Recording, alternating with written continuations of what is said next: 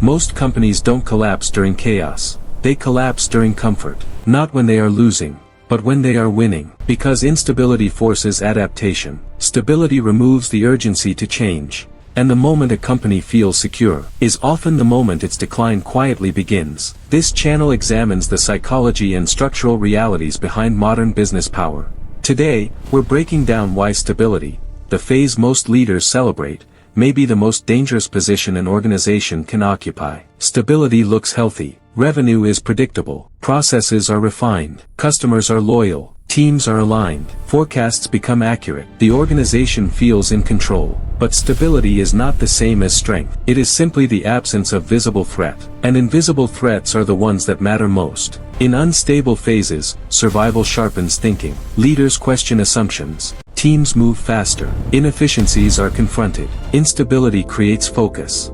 But stability softens it. When nothing is breaking, nothing feels urgent. And without urgency, evolution slows. Early-stage companies build, mid-stage companies optimize, late-stage stable companies protect. Protection becomes the priority. Protect margins, protect reputation, protect leadership image, protect existing systems. But protection resists reinvention, and markets do not pause for preservation. When a company is stable, risk feels unnecessary. Radical ideas look disruptive. New directions feel dangerous. Bold investments appear excessive. The mindset shifts from, what could we become, to, what could we lose? Loss avoidance slowly replaces ambition. Healthy organizations have tension, not conflict, tension. Debate, contradiction, intellectual friction. Stability reduces tension. Meetings become predictable. Decisions become procedural. Outcomes become expected. The organization feels calm, but calm systems rarely generate breakthrough thinking.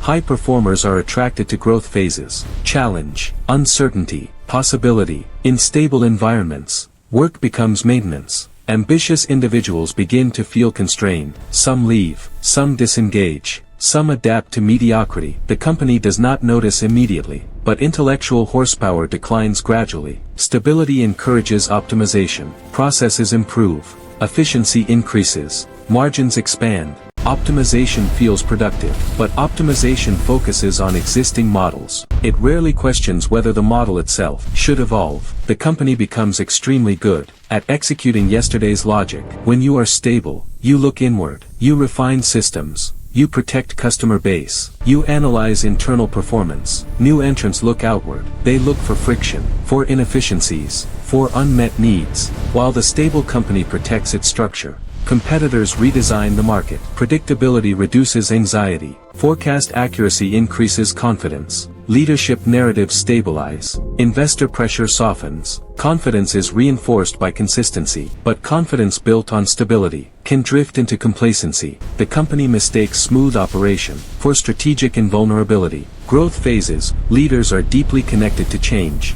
In stable phases, leaders manage systems. Their time shifts from exploration to governance, from curiosity to oversight. Strategic imagination declines, not from incompetence, but from routine. The longer stability lasts, the harder change becomes. Success becomes identity. Identity resists disruption. The organization begins to believe its current structure is inherently correct. When external shifts begin, they are measured against past success, and past success becomes the argument against adaptation. From the outside, decline appears abrupt. Revenue drops, market share shrinks, talent exits accelerate. But internally, the process was gradual. Reduced urgency, reduced experimentation, reduced risk tolerance. Stability was not interrupted, it was eroded. Stable companies build buffers, financial buffers, operational buffers, brand buffers. Buffers reduce pain signals. Problems take longer to surface. When signals are delayed, response time shrinks. The company reacts late because the system masked early warnings. They simulate instability. They question profitable models. They rotate leadership exposure. They fund experiments that may fail. They create controlled discomfort, not because they are unstable, but because they understand that artificial tension is safer than forced disruption. The hardest decision is not survival, it is self-disruption, choosing to change before necessity demands it, investing in uncertainty while performance is strong,